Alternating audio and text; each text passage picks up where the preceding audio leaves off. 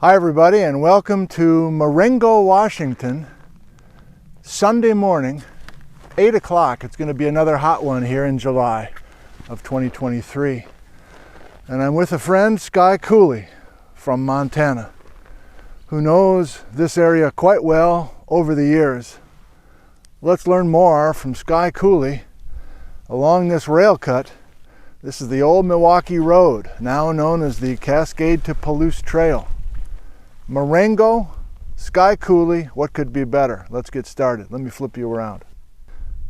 Okay, so this is like a perfect place to get a sense of what Bretz in the 1920s was dealing with. I'm sure he was here. I need to, now that Skye has taken me out to this Marengo cut, I need to read exactly what Bretz documented back in the 20s. But this is one of the many channels of the Cheney-Palouse track, and you'll notice that that's scabland. I hope you can notice that it's super flat, and the overlying Luss has been stripped away completely.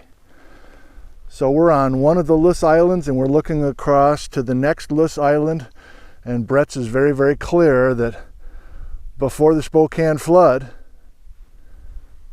we had a continuation from one Luss Island to the next. There was a continuous blanket of wind-blown Luss. But today with Skye, we're going to learn that it's more than just homogeneous piles of Luss.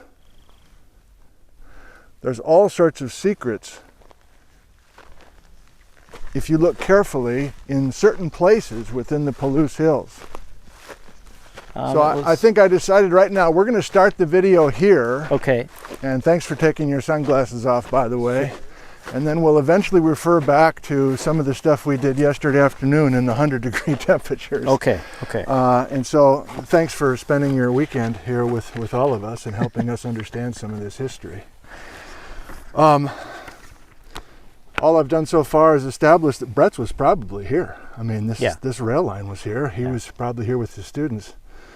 And getting a sense of this general landscape just as an opener then for the themes we're going to work on from yesterday's stuff as well. Why are we coming to look in detail inside of these Luss Islands? What general messages can we get out of these islands? Well, the Luss, let's see. The Luss has a lot to teach us. Yes. It's got history preserved in it. It's got detail preserved in it. Mm-hmm. And oftentimes in the scablands literature, it doesn't get its fair shake. Yes. There's a lot more going on in the Palouse Luss, especially the lower portion of the Palouse Luss. But I think it's good to highlight it. And this is one of those classic localities that in the 60s and 70s, this was one of those early places where geologists started associating Luss and the paleosols, specifically the paleosols, in this case calcretes, with time. And so we picked up on, or they picked up on, there's a considerable amount of time preserved in this Palouse Luss, and it's not monolithic. It's not the same stuff everywhere you go, and it's important to kind of put that in our minds. I think when we look at scabland geology, it's not just the stuff that got swept away by the floods. It has its own story. Yes. And I think here and other places in this Luss Islands area of the eastern scablands, this Cheney-Palouse corridor, Luss and floods actually interfinger. So it's not just floods or just Luss. Right. We see evidence of flooding preserved in the Luss stratigraphy. Oh, I love it. That's a perfect opening. And paleosols is just an old soil. That's essentially what you're saying. Yeah. And the calcretes are part of those old soil horizons. Yeah, the jargon isn't important. The concept is that soils represent stability. Soils represent stability at the surface. Yeah. So you're not being rapidly eroded and you're not being rapidly buried. And they represent a certain amount of time because for a soil profile to develop to a maturity, it takes a very long time, especially in a semi-desert climate like we have here. Good. So viewers, we're going to get some of these themes again later in this video from yesterday in the hot sun. But here, I think we're just going to, I'm going to follow your lead, but right off the bat, we're making progress, Skye. I'm in a Luss island, and I can clearly see there's more than just a thick pile of homogeneous sawdust. Yeah, here. I mean, first thing I see is there's a gentle tilt on all of this, and it contrasts with the modern surface that's actually blanketed by Holocene Luss. And so there's a young surface that's relatively undisturbed, but then there's an older surface that's in angular discordance with that. And that older Luss package has lots of bright white stripes. Those are our calcrete, our soils, our old soils, our paleosols. But just the fact that this landscape, the modern landscape, differs from just an slight angular discordance means that we've got a little bit of a difference between what's on top of that calcrete bearing package and what's below it. So that's perfect. I don't think I would have picked up on that, or if I did, it would be hour 3 sitting here. So that's helpful. Yeah. And is that truly that bump on the horizon, a separate Luss island over there that may or may not be some of the same stratigraphy? Can you say anything about what's inside of that bump versus what we're looking at here? Well, I would guess the bump part of that bump is all Luss, and there's a tail to the left of that that's a sculpted flute that's kind of coming off the back, and that may be gravelly. Interesting. I'm not sure, but I would be in part of it. I would guess it is. But the water's coming from the northeast here. That's right, coming right towards us. And everything's underwater. Everything's underwater. Well, I mean, you know, Brett's and the early folks were pretty confident that trim lines on these Luss hills were representing sort of high water marks. Oh, yeah. And I think because there's islands left and they're not completely all gone, there was some of that Brett's was saying, well, this flood came and went quickly. I think that was part of his thinking. Now, that may not hold up over time, but the idea that all the Luss wasn't swept away is important. Right. That the Luss does have some resistance to it is important, and we see that in the paleosols. They are firm. Right. But that this older stuff, this blanket that was sitting here, is still there for us to see. Right. It's not all been taken away. And it's interesting because if this was, you know, Brett's Spokane flood is pre-Wisconsin flood, is older flood. Right. An older age flood, then this Luss was sitting here before that. Now, if Brett's isn't right about that, and maybe these are late Wisconsin floods that swept all this Luss away, you know, this Luss is still quite old. There's tens of thousands or more of years preserved in this record, no question. This is great. Now, you're a fan of details in an outcrop instead of just standing and arm waving. We've been standing and arm waving because I've wanted to start this way, but I know you want us to get down on that face, and please, can we do that without... Sure. I'm worried about the battery dying again, or the phone conking out again, but I think we're cool enough now. Yeah, let's do it. Let's see. I think let's move a little here, and then we'll be able to duck in. Good.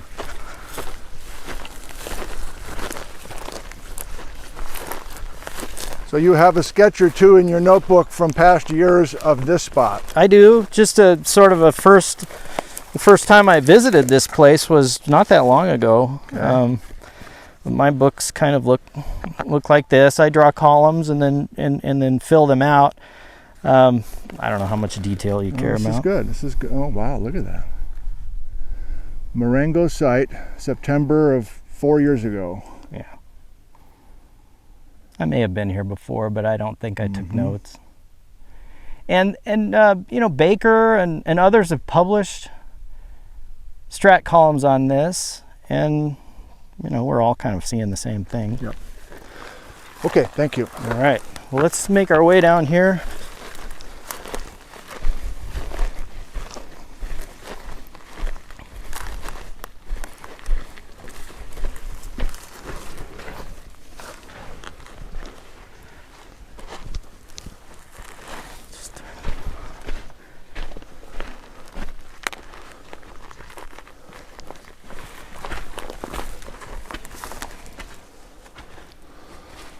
just right there in the sun, you can see, Yeah. Right away. When we talk about the Palouse Luss, we're not just talking about the sediment, the sediment itself. It's always soil processes and the sediment, that framework that the sediment provides for other things. So there's lots of cicada burrowing going on in that shadowed, slightly redder. There's these caliche or calcrete layers that are individual soils. Oh, but we got rocks up here, though. There's lots Holy of stuff shit, going on, man. right? Sorry, So Patrick. near the top of the section there, you've got what? You've got a half a meter of wind-blown material, and then right below that, you've got Missoula flood gravels. So maybe as much as a meter of coarse mixed lithology gravels, not really well exposed, but they're there. So basaltic clast, and you picked up this granitic clast. And there are other things here. So that's our Missoula flood signature, right at the top of the outcrop.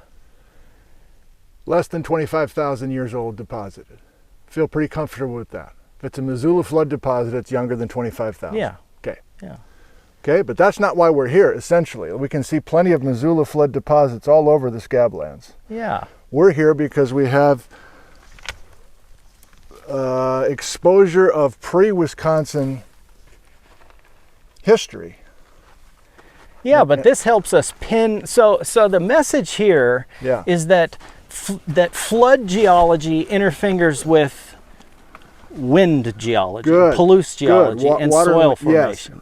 So water and wind together, and then this soil formation that kind of overprints.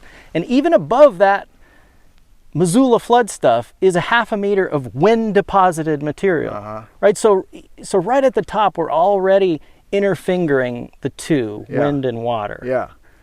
That's the takeaway here. I like it. So as we move down the outcrop, you see this repetitive soil development, deposits of soil development over wind-blown material. Yeah, we're out of the rock suddenly. So that was a nice tidy package of Missoula gravels.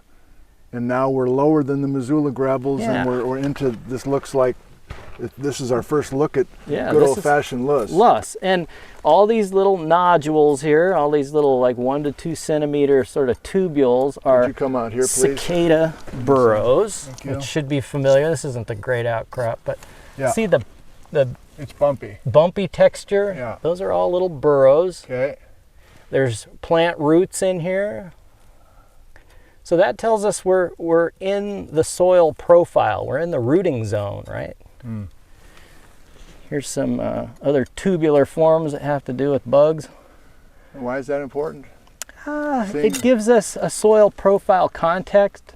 Okay. So calcrete is sort of a chemical, physical thing, and then we've got biological stuff going on here, and that's part of the soil scape. Well, hold the phone. If we got calcrete right here, and it's what would you call this, well-developed calcrete? Yeah, I'd probably say this is like a stage, at least a stage 2 or 3, at least, probably stage 3. So didn't you teach us that we're suddenly down more than 100,000 years ago if we have this? I don't know if I'd say just because of that, but we've got considerable time. I think in the calcrete game, you got to be careful about pinning years to soil development, but there's considerable time here. Good. And that's just one. So this is kind of one package here. And then as we move down, we've got another calcrete, more trace fossils, another calcrete, more trace fossils. So we're repeating this cycle of wind and soil development. But no water right in here for sure. Not right here. There's nothing. No floods. Nothing that's jumping out at me here that says there's been clasts transported by water. So before we go any further down the stack, this is perfect, by the way. Can we visually go across the cut? And what are our layers that we've talked about so far? Can we just review what we've done so far? Like I'm starting up by the power lines. So you see below the power lines, there's sort of a vertically standing brownish. Yeah. That's our Holocene post-glacial Luss, and that's about a 1/2 meter thick, and that's a very common thickness for this part of the world. The most recent 10,000 years. Yep, still accumulating. Good. So every time a storm on the Palouse, you get, you know, growth of soils somewhere downwind. Windstorm, yeah. And then there's this bench that has a light cast to it that's in sunlight. Yes. And it's got some layering to it. And that's where we are right now. We're kind of at the top of that. So that's maybe 2 meters, right. 2.5 meters of 3 different repeated cycles of soil development, deposition, soil development, deposition. Hey, by the way, just on top of that ledge, there's some big boys over there. Big boulders in the absolutely. Missoula gravels. Right. So between that cap of Luss right. and the white bench yes. is our Missoula flood gravel. So just what we were looking at right yeah. above our heads, that's our Missoula flood gravel. Very cool. I'm going to swing over to the right and then we can start moving down. I think the phone's doing okay, by the way. Good. Yesterday we were filming 15 minutes at a crack and then the phone said too hot to function and it shuts down, and then we're like, okay, well, I guess that's the end of that. So it's, I don't know, it's probably already 80 degrees here this morning, but it was truly 100 degrees yesterday afternoon. That's one thing that you never see Flint or Brett's mention yeah. is just how freaking hot it is out here. And it's incredible that they never really... Yeah, why didn't Brett take a leave of absence and come out in frickin' March and enjoy himself? Yeah. He's always out here in July and August. Yeah. Yeah, crazy. This is fun. Okay. So this Luss is quite sandy, and I think that's another thing to remember is depending where you are in the Palouse, the sand fraction of Luss does change from where you are. So it's not always silt. It's sort of this mix of silt and sand. And when I start to see sandier Luss, then I have a few ideas, but usually you're proximal to a source basin, okay. But it also could mean that you've got water involved. You have to find other things. Can I get you to tuck into the sure. shade so our camera can stay? Yeah, sure. Good. So here's kind of our lowest calcrete ledge, right? Yeah. And then we move into this prismatic. See how these vertical fractures, these vertical joints. Yeah. That's really common when you put silt together. Is it just the freeze-thaw action and sort of the thermal changes in that body will create those. So that's very characteristic of silt. Yeah. And then as we move down here, we start to pick up pebbles and sand class. And then another oh my God. Gravel. Holy shit. And so that's why this site was important. And that's why people came out here, is because this shouldn't be here. That's our Missoula flood stuff at the top. Yeah. This stuff is several meters below that. And there's this bulk of time represented by this soil Luss package above us. So this stuff is not Missoula flood stuff. This is a pre-Missoula or pre-Wisconsin gravel.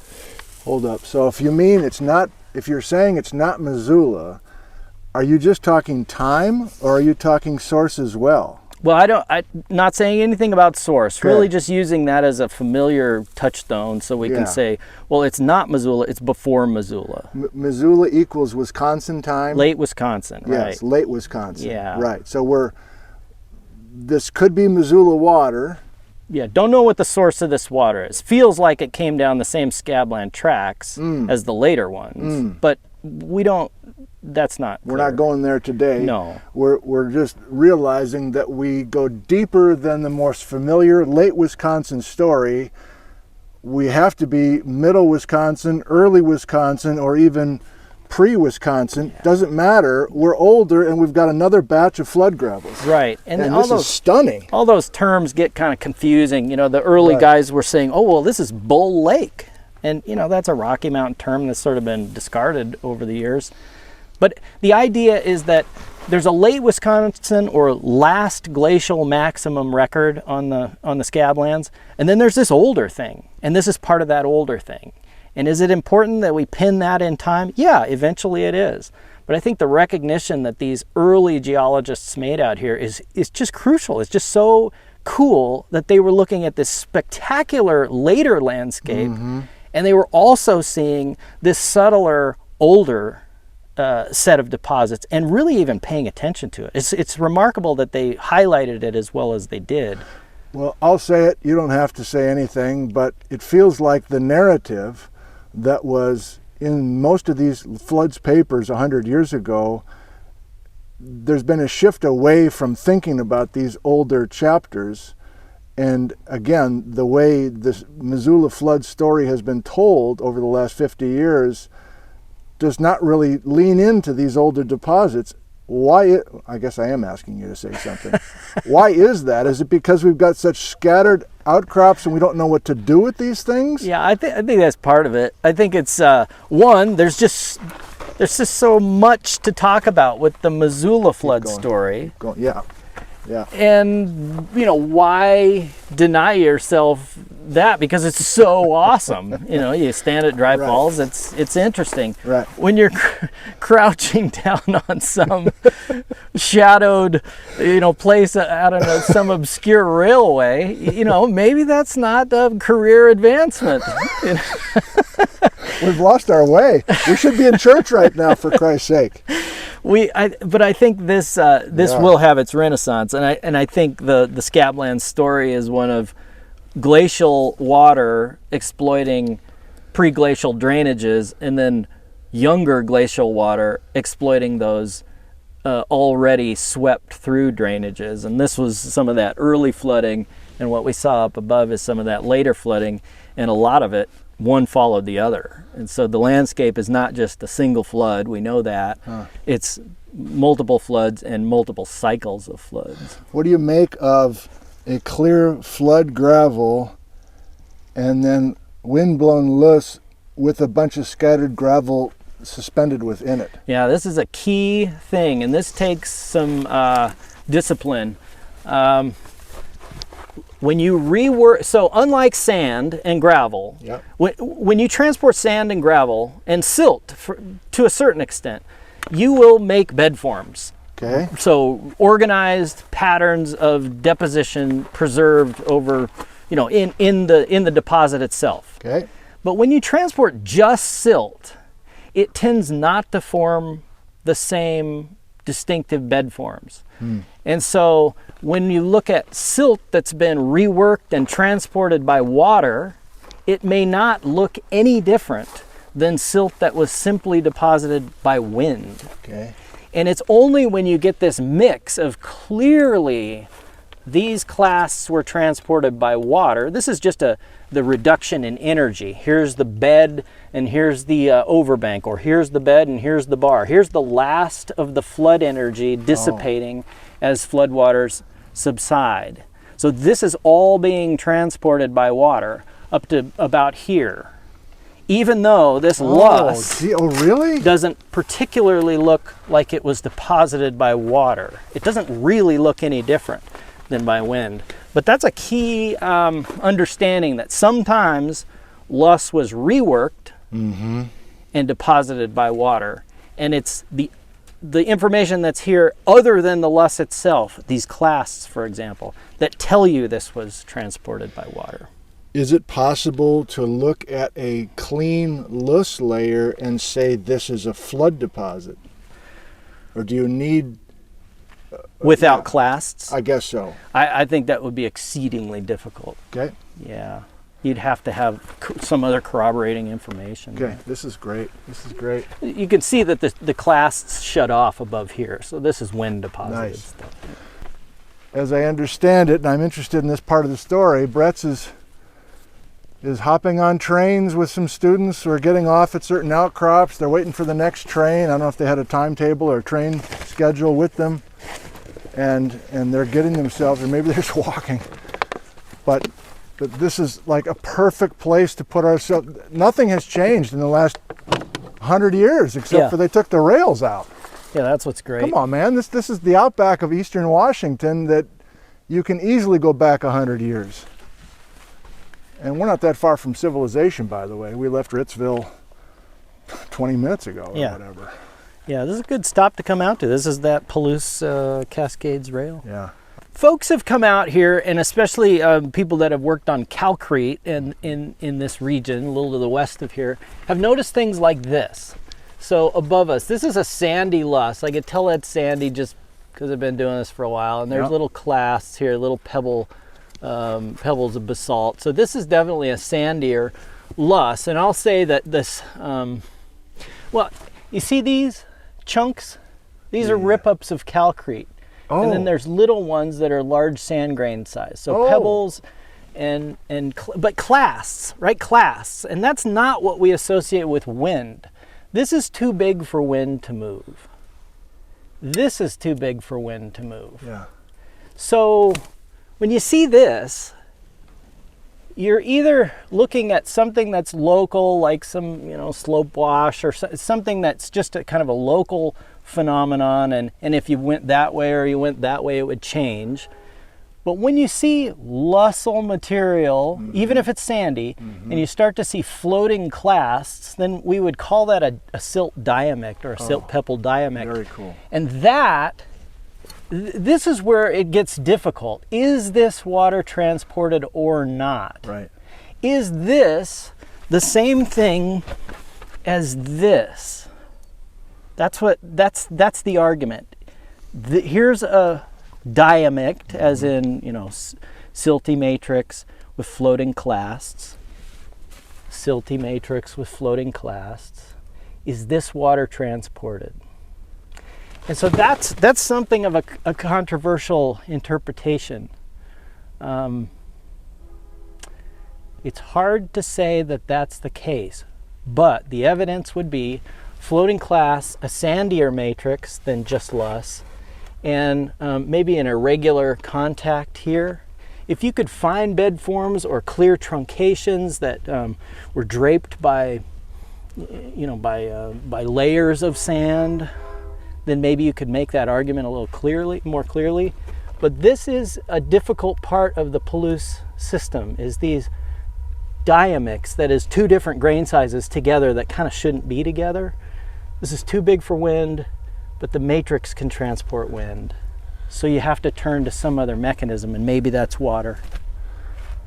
If it's water, it's maybe not a huge flood? Not a huge flood, but the fact that could be a flood, that if this is a flood, then maybe the next one is a flood, and maybe the next one is a flood. And it just looks like this, the deposit looks like this, because we're in this loess-dominated landscape. Right. This is all the material that the floods had to work with.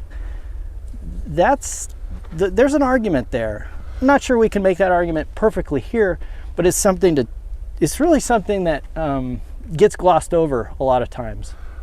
Well, we are right next door with a moving train, by the way, to a major channel, and we're filling that channel at least once, according to Brett's, maybe multiple major floods coming from left to right, from northeast to southwest.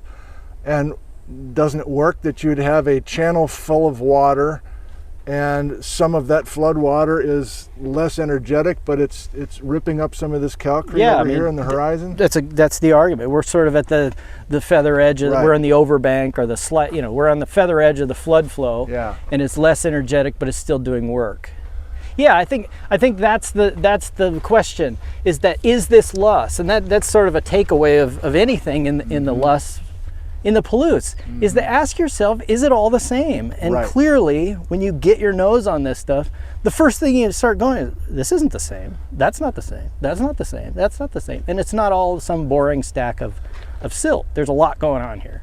So succinctly, let's walk as we talk, and we'll leave this stuff here, I guess. So succinctly as you can, just for me, when I say, I don't go out to the Palouse Hills, it's just a pile of boring loess that was all deposited before any floods. You say, no, here's a list of things that, if I took you out to these Loess Hills, here's a short list of things that are not what you're saying.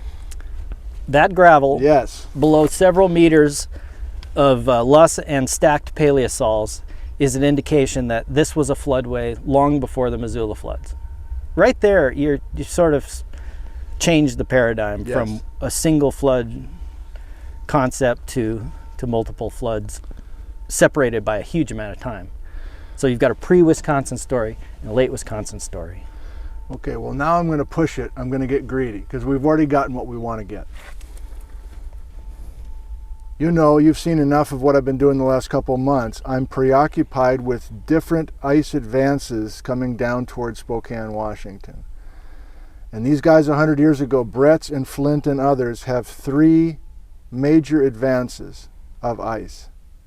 3 separate mapped ice sheets at different times. Mm-hmm.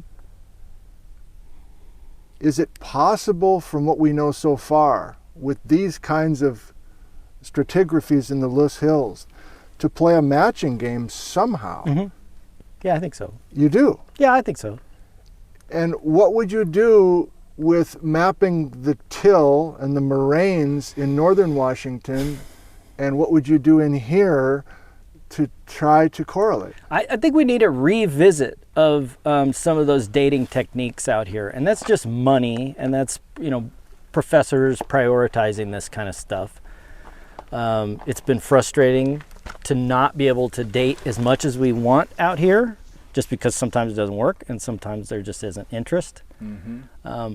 But I think with just traditional geology, there's a real good chance that correlating sections, maybe 25 of them, between the Dalles and, you know, Spokane is possible. And I think that if there's a way to sort of pin down those ice margin dates, which I'm not sure that older ice, that Spokane age margin it's barely mappable. Right.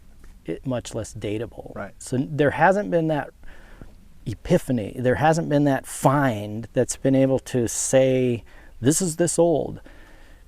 So we're stuck with that pre-Wisconsin, you know, late Right. Wisconsin idea. That concept is still there. But I think a unifying sort of state-of-the-art, bring it all together into one package, one paper, we're due for that with this pre-Wisconsin story. And maybe it's conjectural to talk about those ice margins at this point, but I think there's you have to lean into some of that and maybe be bold in terms of making some assertions. You know, this looks ashy. This looks ashy. Ashy? Yeah. Volcanic ashy? Yeah. There's a lot of ash in these sections. I don't know if it is, but boy, there's, you know, yesterday we were looking at a couple ashes I didn't really mention. So there's ash in these sections that can be targeted, and I think people's notebooks, there's a lot of people's notebooks with information in them, and that could come together. I think it's pretty coherent. That would be wonderful to see that. And yeah, I don't know the geochronology methods that you could use to do some work in a area that was under multiple ice sheets and then work in here. What in the world? It's a rodent burrow or a rodent home. Is it really? Yeah. Yeah, I mean, I'm not the expert in that stuff. Right. But I think, you know, there are people looking into those things. It's just not a lot of people. But what you're saying is a lot of the work has been done over the course of 100 years. It's not like you're starting from scratch going, I've got a hunch that there's some older flood deposit. No, yeah. It's all been there, but nobody's organized it. Nobody's synthesized. Nobody's correlated using today's methodology. Yeah, or just bringing it together in one package of what do we know now, and maybe where do we go going forward. It is a subtler thing, and I think I've said it before. The Missoula flood story is so in your face. Yeah. It's just this crazy, bombastic geology. Right. And this stuff, we want to compare it to that, but I don't think it quite plays on that same stage. It just seems like it's a subtler story. It's a less developed story. There weren't as many floods. The deposits look a little different, and we got to kind of calibrate our eye to those deposits on their own terms. And not really compare it to the Missoula floods, even though we may be looking at sort of a mini version of the Missoula story. Well, how about this for an idea? If you're realizing that there's all these little postage stamps that exist with these pre-Wisconsin exposures. Yeah. What if somebody made a map of the earliest mature landscape using, I'm mainly thinking of Brett's now, who's saying, look, we've got structural control, we've got syncline bottoms and anticline tops, and we've got these trunk valleys and these dendritic streams going all through this country. Mm-hmm. Wouldn't you start with something like that to realize that these old early floods are not just randomly crossing? There's a betting chance that some of these old floods are going in certain directions. Is that the place to start, creating a map like that? Yeah, I think getting that into your head just conceptually, that, you know, when you watch those spectacular videos with animations and things, you get this feeling like the whole landscape was overwhelmed. But what you see in the preserved record is floods followed pre-glacial drainages. Yes. They just kept widening and deepening and widening and deepening. And overwhelming them and overtopping and going into the next one. Absolutely. Blowing out divides. But that divide crossing behavior is somewhat anomalous. It's not like everywhere was overwhelmed. There was some pretty strong control on the channels that we know now. So I think just getting that concept in your mind that pre-glacial drainages were important, and they're still there with us today. They've just been widened and sort of muted. So yeah, I mean, I'm in love with these gravels. I don't know, what would you call them? I want to call them boulders almost. Like I love this deposit, and it's like, okay, what pre-glacial valley was this flood coursing through? Probably the same one that we're seeing right out here. It's just a smaller version of it. Okay, that's where we're going to end then. So this concept, this seems like an undersold part of this. If you carve these channels in the early part of the flood story, get them started.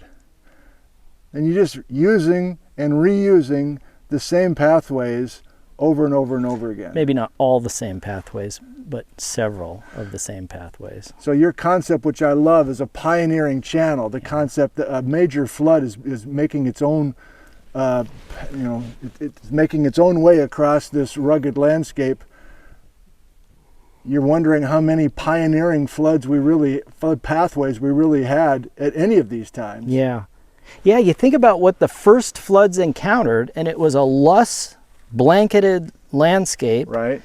And then once in a while they were into probably deeply weathered basalt at the surface. Yeah. So there was a combination of just sort of channels weaving through these low hills, and then eventually coalescing into ravines, and then nick points retreating, and then canyons forming. And those canyons probably formed where older drainages were.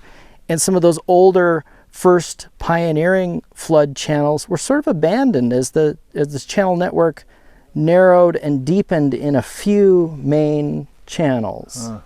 So that's kind of my understanding of how those early floods felt this landscape. Whew. You done? I think so. I don't even know if we want to go over the other spot.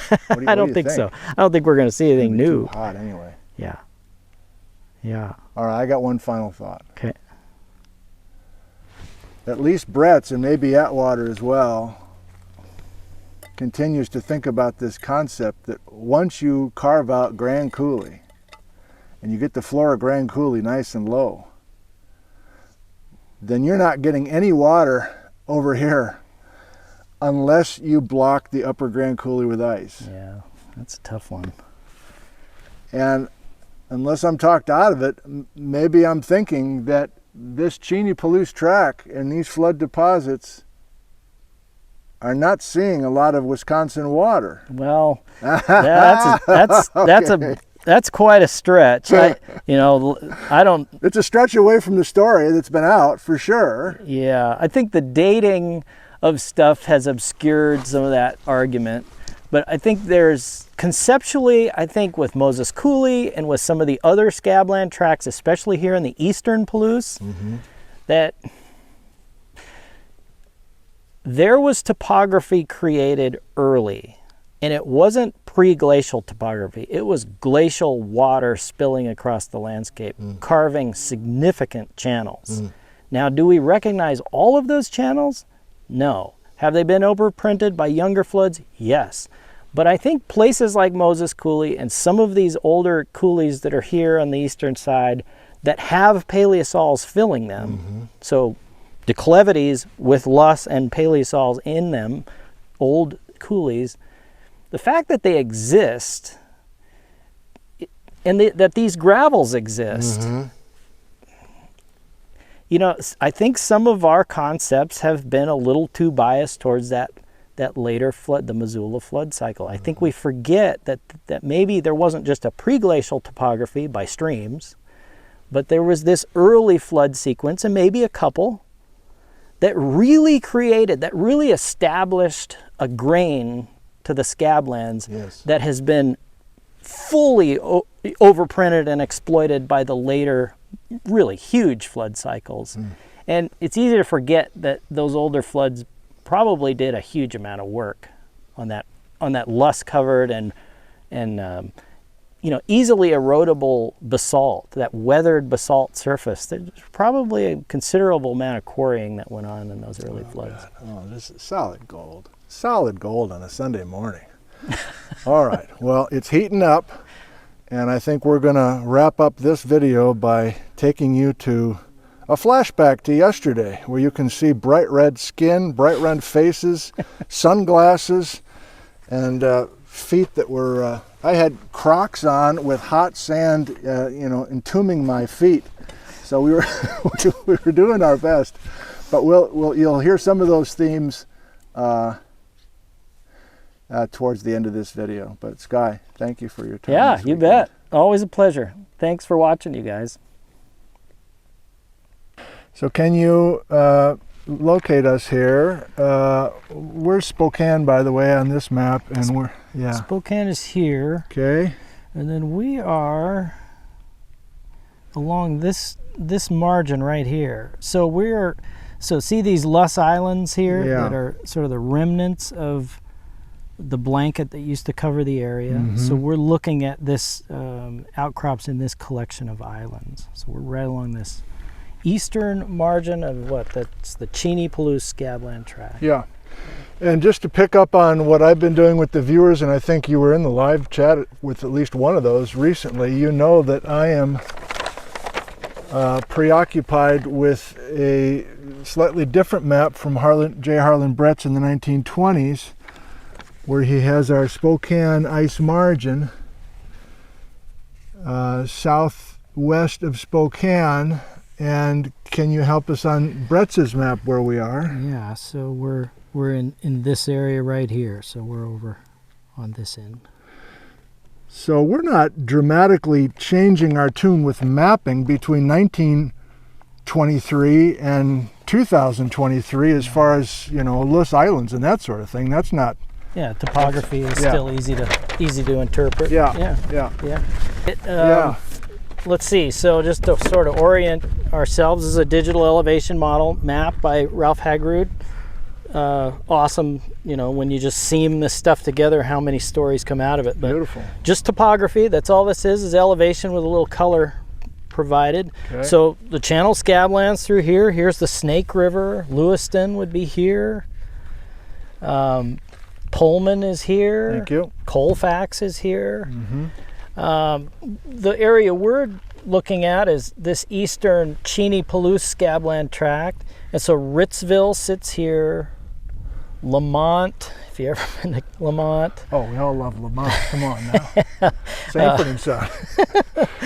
Let's see. By the way, Davenport or Mondovi and the Mondovi Horseshoe, like way up. Yeah, up here. And Spokane is under your trough. Yeah. Okay. Yeah, so this would be Laytock Creek or Hangman Creek. Thank you. Spokane's up here. Thank you. Okay, Lamont. Okay, gotcha. Yeah, so we're in sort of this big part of the Palouse. You know, we're sort of in Palouse country, but we're on the edge of this Scabland Tract. Okay. So, all right.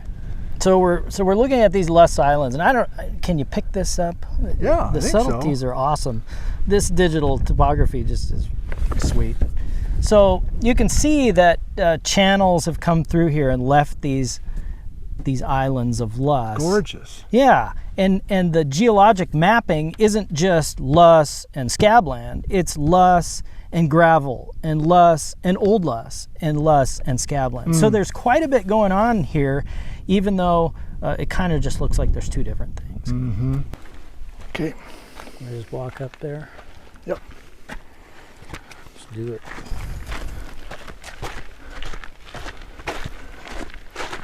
So we're not going to get into the details here, but I think this is a good outcrop to just sort of appreciate that Luss ain't all the same. Mm-hmm. And you could use color, you can use texture, you could use some of the features you see, fracture patterns, the way birds burrow into it. I mean, yeah, that's typical Palouse Luss. But every 3 feet, there's something else going on. There's 6 soils in here, and there's caliche and rodent burrows and cicada burrows and pebble diamix, silt pebble diamix through here. There's evidence of all sorts of things going on with this one outcrop here on Beckley Road. Okay, I'm listening and I totally agree. For someone who is a rookie, can we go to a portion of this outcrop that is kind of typical Luss 101, look it in your hand, just kind of get a sense of, let's not go any further until everybody feels like they know what Luss looks like. Yeah, that's where I start too. First thing I do is try to find stuff that's accommodating, that isn't completely cemented together. So this has a slight cement to it. Okay. So I might look up here into this more massive stuff and try to get a feel for, okay, is this Luss? Yeah, it's fine grain. There's hardly any bedding. Okay. It looks like Luss, feels like Luss. It's got those reddish hues to it. It's got caliche in it. It's got some other features that are really distinctive and common in this part of the world. But the one thing that grabs me about this outcrop, and I hope it does you, is this is old. Just by looking at it, a geologist is going to say, yeah, this is a little older than 10,000 years, 20,000 years. Why? Well, you've got reddening, you've got soil development, and you've got successive, repeated events doing the same thing over and over. So there's time represented here.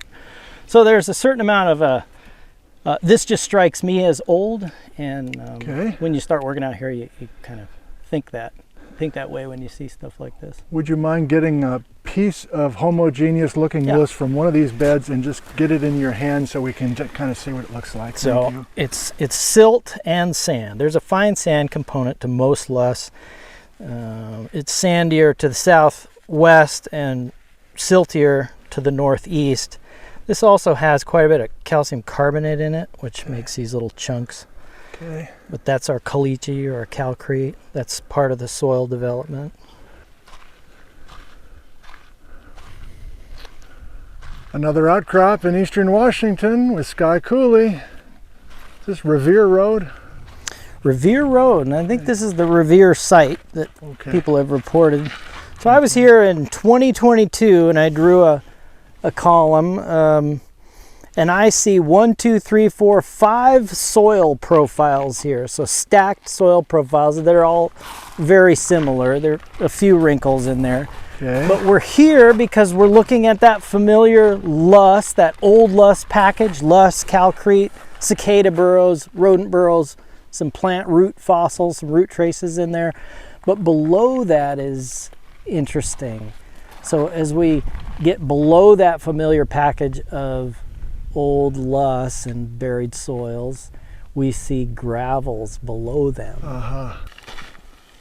It's clearly a sandy, gravelly deposit, and some of this fine stuff is just rained down from above, so it does mask that gravel. But there's clearly a gravel here, and if you start scraping into it, you get there in a hurry. I mean, everything I'm into is black sand and cobble, and it's hard going.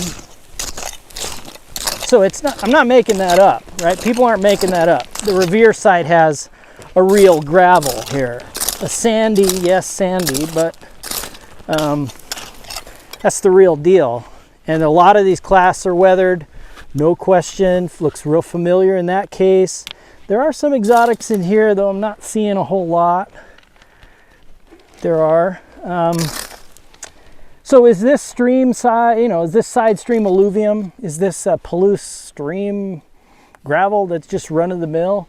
3 meters of it, maybe more. Hard to say. We don't see bed forms in this outcrop just because the exposure is so bad. Because this is sandy, it doesn't really hold a face. And nobody, just runs around with a backhoe and has the ability to create faces. So we have to kind of do this thing, what I'm doing, in order to suss that out. I see a little, a bed form there that looks like a foreset, and I would test that hypothesis there. That would make sense, south dipping foresets in this gravel. But that's what we're left with. It's this kind of evidence that those early geologists were finding, even though this spectacular stuff was right next door. They were still like, well, wait a minute, that's a gravel, and it's below all that stuff. That's got to be pretty old. Another location here in the Palouse with Skye Cooley. Skye, this road is this Harder Road? Harder Road, yes. Okay, so this one seems to be rather famous for geology field trips. I think I've been here a couple of times. You've been here a handful of times, I'm guessing. Yeah. Well, I don't want you to burn your hands because it's 98 degrees Fahrenheit at the moment, but I don't know, can we, these are old looking gravels, would you say? Well, I don't know. I mean, when I look at these don't look particularly old. Okay. There's some of this that definitely looks like it's been around a while. It's red, it's broken. That's one class that's kind of come apart. But when I start looking at, okay, that's old. Is this old? This doesn't feel particularly old. That's definitely a weathered basalt. I guess I saw the oxidized look of a bunch of this stuff, but you're the guy that spent a lot of time with these cobbles. I don't have all the answers for sure, but when I look at this stuff, yeah, I do see a mix of fresh and not so fresh. I mean, this is what I saw at George too. Absolutely, most of the stuff at George, it's also a Cal Creek capped high energy gravel with foresets. Most of the cobbles are clearly weathered. Here, is this weathered? I mean, that's as hard as a fresh basalt can be, right? Okay. You are good. We're on asphalt. You're good. My feet are burning. It's the heat. It's the heat. Thank you.